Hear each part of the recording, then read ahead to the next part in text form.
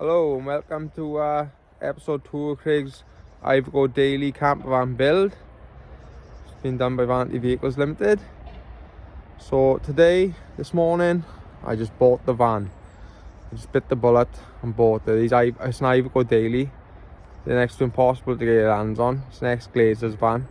It's a bit banged up, a couple of holes in it, but mechanically it's sound like too. It's a really big van. I'll just give it a little walk around of it now. Right, so here it is from the side on view.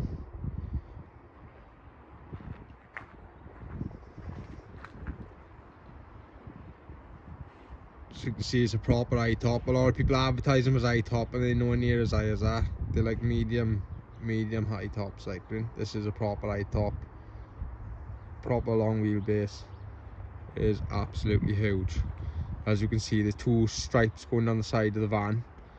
It was a Glazer's van, so it's had a Glazer carrying panel carriers on the sides. So there's holes that need to be cleaned up where that was.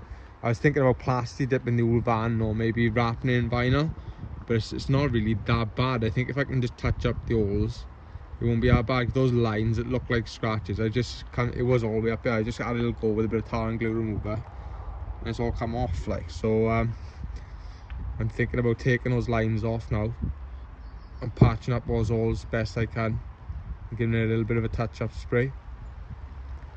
But it's not a bad little starter. Start straight away on, turn the key, instant. It's in pretty good condition like. It's got a rear view reversing camera.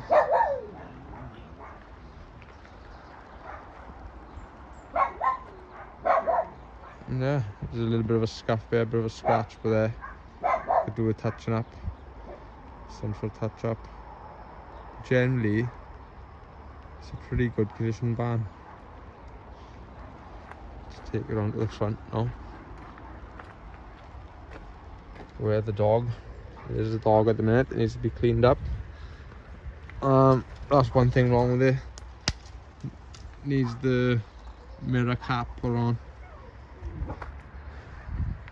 But yeah, it's just in the front. Basically, it's a nice van. It's huge. I'll just show you the inside now. So in we go. And as you can see, you know, the space from the back door to the wheel arch is absolutely huge. Like, it's big enough to fit the rock and roll bed in, like, which I might well do. And I'll have a think about layout in here now. Width wise, at the bottom of the floor, from plywood to plywood, is 175 centimeters, but it tapers out. So by the time you get to like, oh, I don't know, 40 centimeters high, then it's up to 180. So I'm thinking it could fit a traditional full length rock and roll bed in it. Like a 6-foot person should be able to lay crossways in it. Like I say, it's huge. You got a big space in front of the wheel arch as well, like for more, maybe a kitchen, big sliding door. No driver passenger seat. Like I say, it was a Glazer's van, so they've been carrying big long panels and stuff. A couple of scratches on the what's called plastic work at the front of the dash. Nothing really I can do about that. I like it and try and clean it up the best I can. I'm gonna put a double bench here on a swivel. I've seen someone do a double bench swivel for an iveco daily. They don't manufacture the swivels for the iveco daily for the double swivel, only the captain swivel. But I found a guy that does one, so I'm gonna speak to him and see if he can custom make one for me if possible. Yeah, there's a lot to think about in here. Like, it's a big old van. Like, it's a really high seating. It's metal all the way up. Like, so you see a lot of them with the high tops. They got the fiberglass seating. This is all metal. She's a big solid bird. Like I'm 5'5", I'm 5'11". If I just show you you know, there's loads of headroom above my head. Like I got easy a foot above me. So headroom wise, it's no issue for anyone. Like doing. It's a big old van. Really looking forward to doing it now. Just can't wait to get started. Cannot wait to get started. So first things first, I know strip out. Everything is coming out, so all the plywood panels are coming off. I might use some of them as templates, to be honest. Like, I'll think about it. What's called? Have a look where some of this plywood's not that bad, to be honest. It's not fitted perfectly, like, but it's not terrible. You know. I don't know what I'll reuse. I might use it again. Like, might use it just as templates to the size. But generally, I'm happy and I get it all clean. Get it cleaned out. And go from here, basically. See how we go.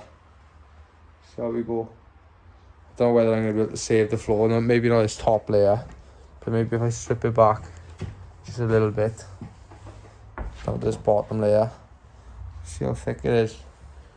You know, maybe it might be good enough for a subfloor for me, like, without having to strip it back to the bare metal, which would be nice. So yeah, can't wait to get started. Here we go.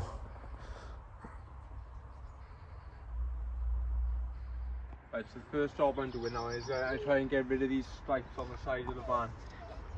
Now, some of it I thought was a big massive scratch, but it's not that bad. If you have a look where I've started, I've taken it off. It doesn't come up that bad. There's a little bit of a mark. I maybe cut it a bit and get it a little bit better again.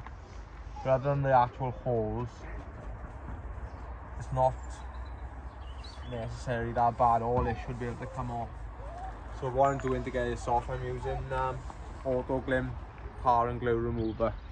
There's loads of other tar and glue removers on the market. Like, you see people selling it for like £15 a jack on eBay, like, and you buy it and it's just shit. Like, it's no good. Auto Glim tar and glue remover is the bollocks. Like, it will get anything off. Like, it's really good. It makes the best glue turn to jelly.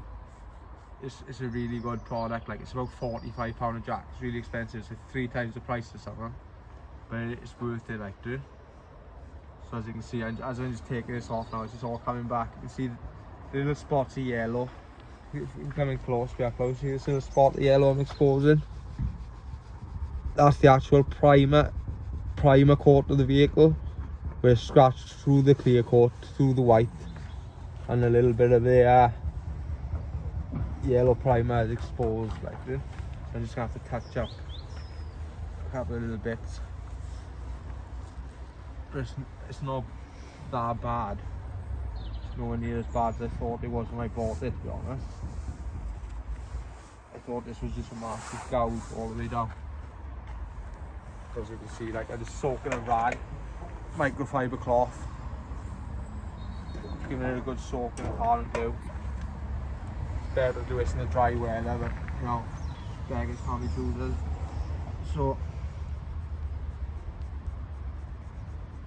I'm just giving it a good rub. Like, with this microfiber cloth, like, you know, you're not going to damage the paint, so you can really give it a good press, like, this the abrasion that's getting it off next to the tar and glue. That's great. So I just got a long day ahead of me now. I got to do 2 stripes to the top. There's some silicone attached up the top. That's going to be a nightmare to get off. I might have to use some specialist silicone remover, but generally I think it's going to come up nicely. Just have a van with a couple of holes in now, and it's going to look really good. So onwards and upward on to the next video.